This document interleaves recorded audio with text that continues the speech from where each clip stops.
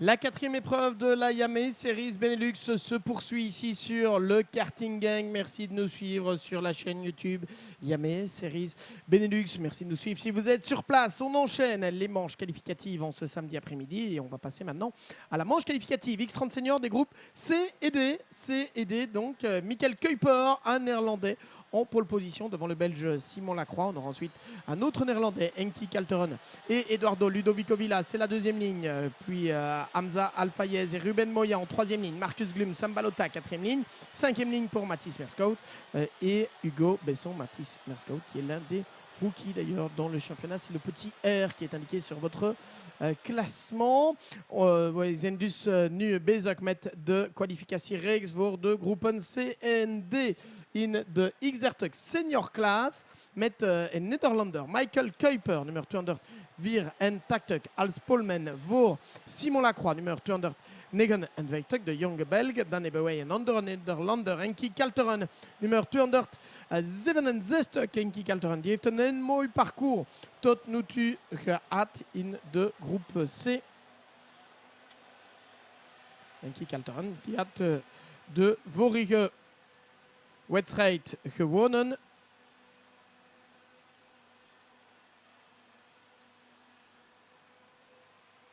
En ja, ik ben aan het kijken voor de uitslagen van Enki Kalteren. Tweede ook deze morgen. En winnaar gisteren, dus twee overwinning, een tweede plaats voor Enki Kalteren. En we hebben een technische probleem voor een van de EGP-piloten. Die is daar gestopt. Conor Grant heeft de start niet genomen. Hij moest opgeven voor de volledige week-end. On n'aura pas Conor Grant, le numéro 394, contraint à l'abandon pour le week-end complet. Alors là, on a un des pilotes de l'équipe GP qui est arrêté en bord de piste suite à un problème technique. On n'a pas vu la raison. En attendant, voici donc Michael Kuiper en pole position avec Simon Lacroix à côté de lui.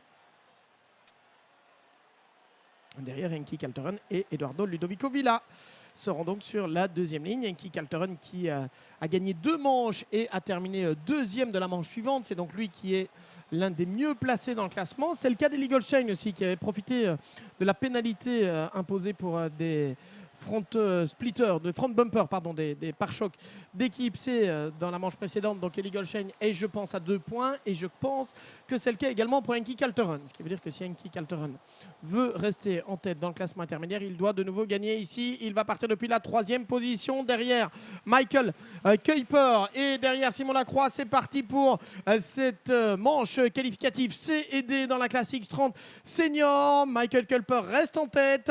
Eduardo Ludovico Villa qui a pris la 2e position. 3e place derrière, je crois, pour Ruben Moya, le pilote espagnol, le leader de la Yame Euro Series. Mais entre-temps, on a vu... et ça a touché de nouveau derrière. On a vu d'autres pilotes et ça s'accroche au niveau du virage avec Simon Lacroix poussé en tête à queue au freinage de l'Europa LAN. Une touchette, on n'a pas vu l'origine de la touchette, mais en tout cas Simon Lacroix s'est retrouvé en tête à queue. Il n'est pas le seul d'ailleurs. Il y a un autre pilote là qui s'est retrouvé en position délicate, qui est 278 si j'ai bien vu sur les images. À vérifier, on a tellement d'engagés, plus de 100 pilotes engagés ce week-end dans la catégorie X30 Senior. Pour tous les reconnaître, c'est du sport, je vous le garantis. En attendant, qui est en tête pour le moment? Eh bien, c'est Michael Kuiper, celui qui s'était lancé depuis la pole position. Enki Kalteren est derrière en 2e position. Sambalota, 3e, Eduardo Ludovico Villa et 4e attaqué par Ruben Moya dans le virage du paddock. Ça va passer d'ailleurs, Ruben Moya qui prend la 4e place. La réplique de Villa à l'intérieur pour revenir au 3e rang. Eduardo Ludovicovic là. Et Ruben Moya, direction le premier virage. On va de nouveau échanger cette position pour l'Espagnol et l'Italien. Et puis derrière eux, on retrouve Loris Sachs. Et de nouveau un accrochage avec un pilote qui s'est retrouvé, je pense, de nouveau en tête à queue. Et bien, début de course de nouveau avec la pluie. C'est compliqué, évidemment, sous la pluie. C'est compliqué. Alors, Ruby Verlinden n'avait pas pu prendre le départ. Et parmi ceux qui ont perdu pas mal de temps aussi dans le premier tour, je pense qu'on a Clément Massot. Michael Kuiper als leider na de eerste ronde voor Enki Kalteren. 2 Nederlander op de 2 eerste positie. Sambalota, de Belg, de Antwerpenaar, op de 3e plaats. Etienne Verandering in de top 3. Maar Ruben Moya de Spaans heeft de 4e positie aan Eduardo Ludovico Villa genomen. Villa is nu 5e. Lorit Saxe de Denis op de 6e positie. Marc Piccolo 7e. Marcus Glum 8e positie.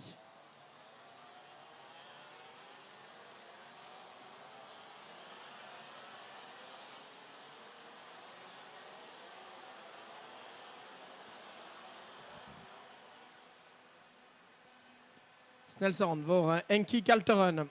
Rapper dan Michael Kuiper heeft een halve seconde genomen. Enki Kalteren est pour l'instant l'homme le plus rapide en piste. Il a repris une demi-seconde à Michael Kuiper. Enki Kalteren peut-il aller chercher de nouveau une victoire de manche? Lui qui avait terminé 3e du championnat Benelux en senior l'an dernier, le néerlandais. Et ça fait déjà un petit temps que Enki Kalteren est l'un des pilotes de référence dans cette catégorie senior. Il est 4e du classement provisoire. Il va attaquer Enki Kalteren. Il est là derrière Michael Kuiper. Et on a Sam Balota qui surveille le trio de tête.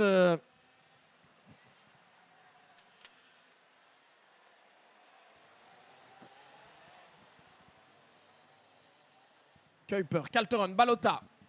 Et puis Ruben Moya et Eduardo Ludovico Villa qui mène la chasse. Oh, en touchette là.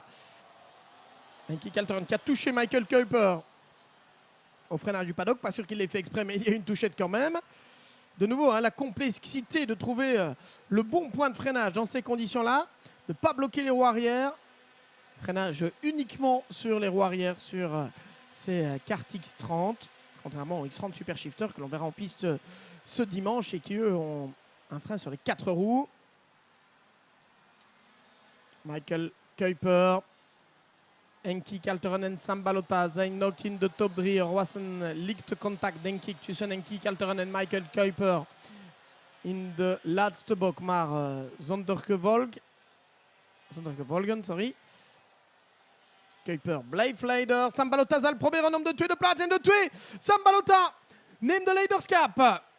2-1. Sam Balota, superbe dépassement. Il vient de passer les deux d'un coup là.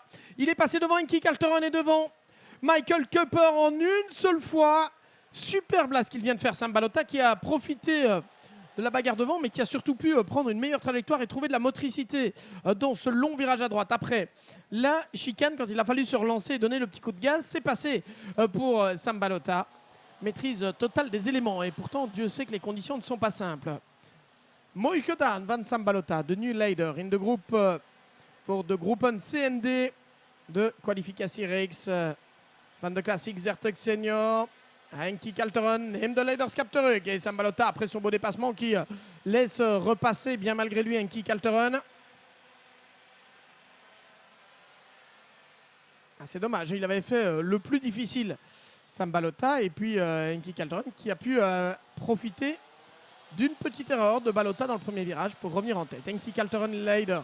Tweede plaats voor Sam Balota. Derde plaats voor Michael Kuiper. Ruben Moya is vierde achter Michael Kuiper.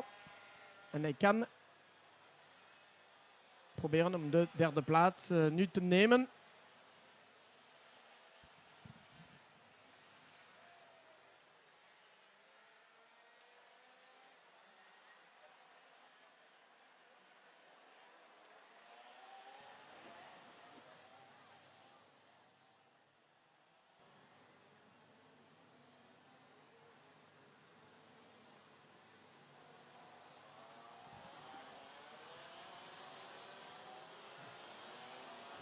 On s'échappe du côté des deux leaders.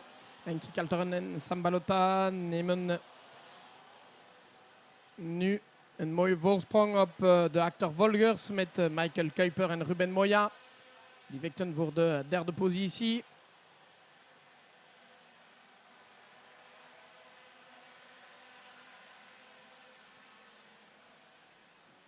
En dan op de vijfde plaats Eduardo Ludovico Villa.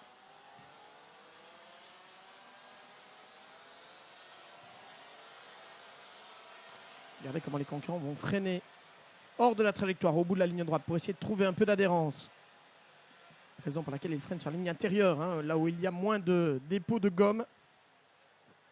Moins de dépôt qui vient du passage répéter les cartes. Alors on peut parler de gomme, on peut parler un peu d'huile, on peut parler de tout ce que vous voulez, mais en tout cas la trajectoire qui est glissante.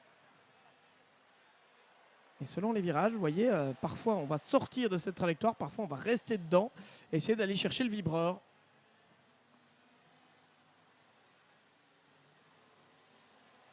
Ouais, c'est ce que fait plutôt bien d'ailleurs Henki Kalteren pour le moment. Il a quand même tendance à le plus souvent rester sur la ligne intérieure. Henki Kalteren toujours en tête devant Sam Balota. Alors pas ici, hein, là dans le premier virage où on a une trajectoire un peu décalée. Ouais, quoique Henki Kalteren, il est vraiment le plus souvent sur la trajectoire traditionnelle en allant chercher le vibreur pour essayer de l'aider à tourner.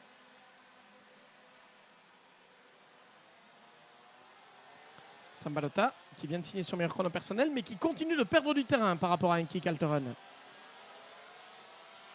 Et là vous avez Mathis Merskoud qui est revenu derrière Eduardo Ludovico Villa. Mathis Merskoud, casque orange.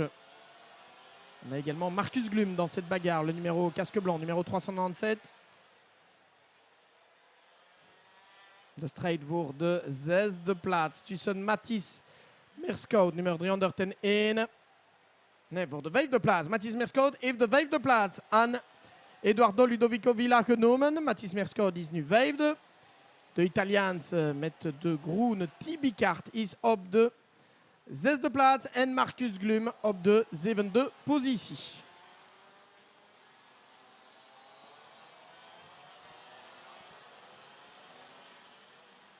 Henki Kalteren, knockleider. Voor Sam Balota, geen verandering. Voor de twee eersten. Ruben Moya heeft nu de derde plaats genomen aan Michael Kuiper. Derde plaats dus voor Ruben Moya. Michael Kuiper is vierde. Mathis Merskoud op de vijfde plaats.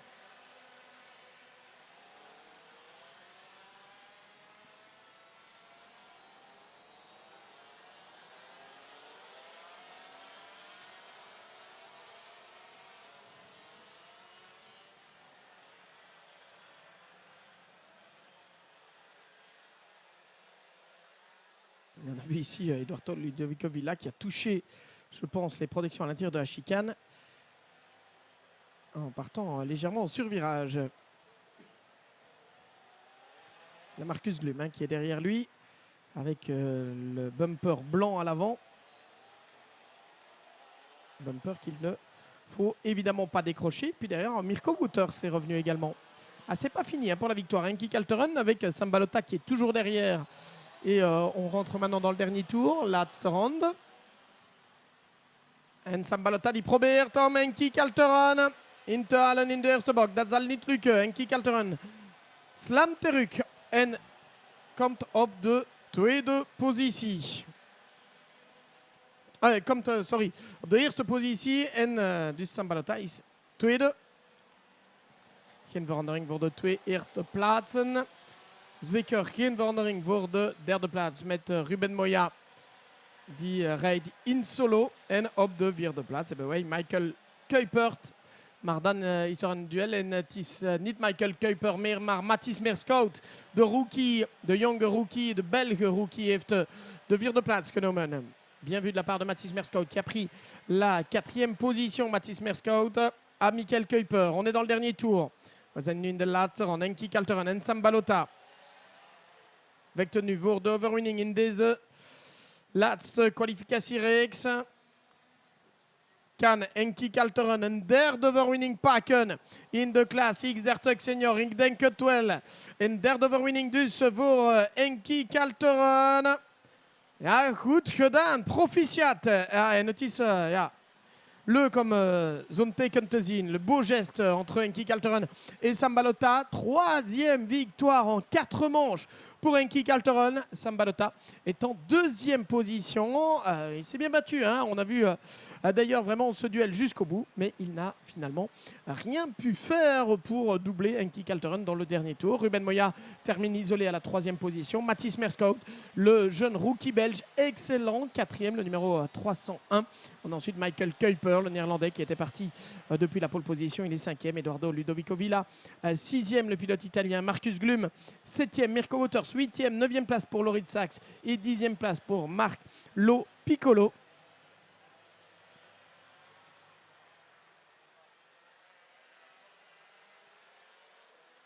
Et parmi les malchanceux de cette course, Hamza Al-Fayez qui avait été contraint à l'abandon, le numéro 291, alors qu'il partait depuis la 5e place sur la grille. Voilà le classement de cette manche avec les groupes C et D. Enki Kalteren is dus de winnaar van de kwalificatiereeks van de groepen C en D Heat 12. C'était la 12e manche déjà pour la catégorie X30 senior. Enki Kalteren, Sam Balota en de anderen met Ruben Moya, Mathis Merskode, Michael Kuiper, Eduardo Ludovico Villa, Marcus Glum, Mirko Wouters, Lorit Sachs, Marc Lo Piccolo.